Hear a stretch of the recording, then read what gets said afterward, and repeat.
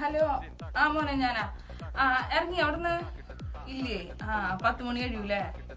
കുഴപ്പമില്ല. അമ്മ ഇവിടെ ചോറ് മൂടി വെക്കാട്ടാ. ആണോ? കഴിച്ചിട്ട് വരികയാണെങ്കിൽ പിന്നെ കുഴപ്പമില്ല. താക്കോല് നമ്മുടെ ചവിട്ടിയുടെ അടിയിലിടാ. മോൻ വന്നിട്ട് തുറന്നു കയറിക്കോട്ടാ. ശരി. ഹലോ, നീ എവിടെയാടി? നീ എവിടെ പോയിട്ട് എടുക്കണേ?